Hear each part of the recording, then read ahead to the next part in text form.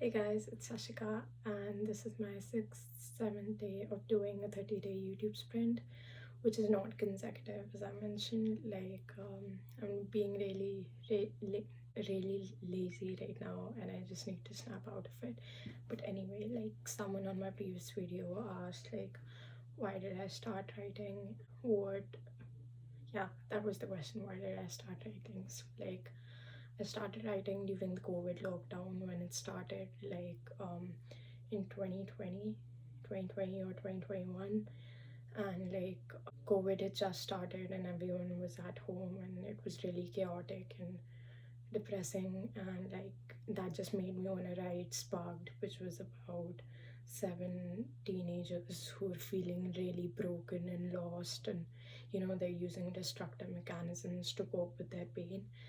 Yeah, that's when I started, and Spark was published in 2021. After that, I published All My Mind, which is a poetry book that combines small poetries and some of my paintings. I really used to be into painting at that time. After All My Mind, there was a Fairy Tale in the Dark, which was more about loving someone and then losing that person. So basically, if you've been through a breakup, like, you need to read that book. It's about loving someone and then losing them and then having to be okay with it. And then after the Fairy Tale in the Dark, there was Reina, the beginning of war, and that was just about no in the dark.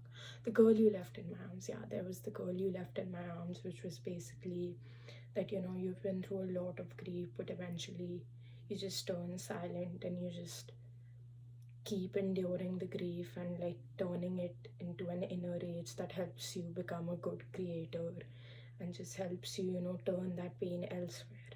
So that's what The Girl You Left in My Arms was about. It's a really angry book. Like, I feel like I was really um mad when I wrote it. And after The Girl You Left in My Arms, there was Reina, which is a fantasy book, and it's about an insecure princess who's really mistreated by her family, and like eventually she turns so full of rage that she ends up murdering her parents and like taking over the throne. Everything's going great, but then she does this youth program in which she allows young people to become soldiers, and that's where she meets Andrew, who's like a soldier whose father she murdered because he was abusing her wife. So like that's a whole story, and it's like enemies to lovers, but there's no smut in it. Like, I don't believe in smut personally, but like, yeah, that's just about a powerful woman meeting someone who tells her the power of being kind in a world that is full of ruthlessness. After Reina, there was Psychos and Poets. Psychos and Poets I wrote in my first summer in Vancouver, and Psychos and Poets is around the time when I started to use like substances. I was under the influence a lot, and then in the summer, I just couldn't get access to the substances, so like I was a bit depressed, but I was also happy because I was out in nature a lot. So like I was at the beach most of the time or doing a trail. So Psychos and Poets is a bit more like beautiful poetry, like taking you from the stages of human life, making you understand, making you compassionate, that sort of thing. Next one was, I think, False Decay. No, I think False Decay was before Psychos and Poets. And then after False Decay is also just poetry about the loneliness of fall. And after False Decay, there was Psychos and Poets.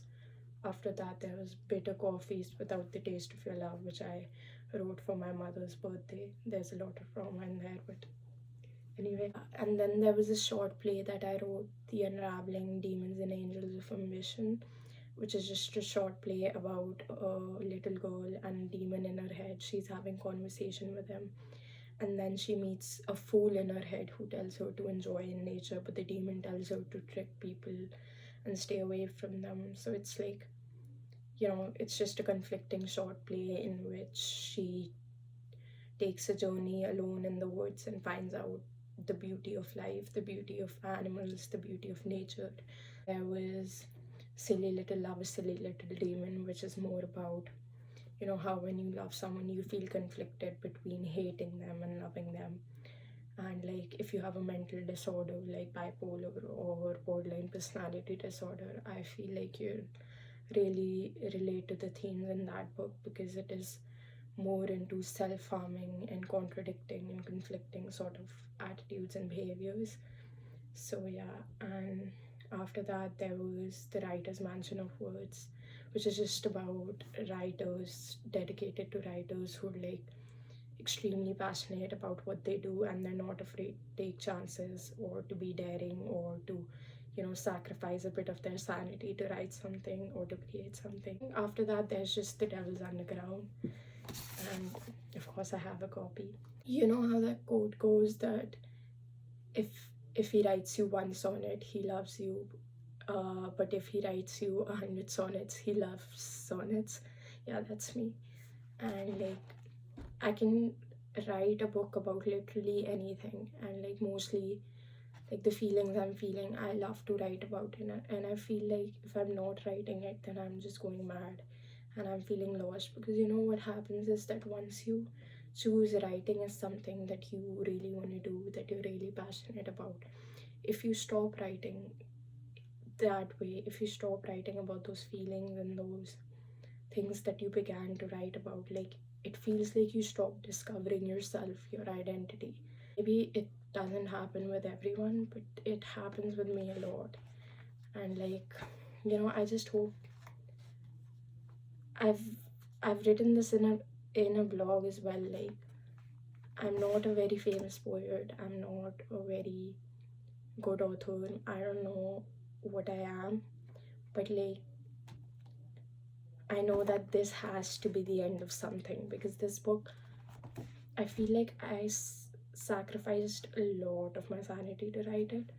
And although I love this book, I also just can't write like I used to anymore. Like, I don't write too much. The things that I write, it's usually when, I really need an escape and I feel like writing is gonna help me. But like, it hasn't been. Like, I've been writing fairy tales now in the form of dark literature. Actually, dark literature in the form of fairy tales, and that's been really fun for me. So that's another outlet through writing that I've found. And yeah, I feel like I'm gonna focus on that more. I'm still obviously writing something called The Rotten Soul, which is what happens when you have, chased the destruction and now you're out of the destruction. So, how does that rotten soul feel? And like, how does a rotten soul get out of, being that rotten?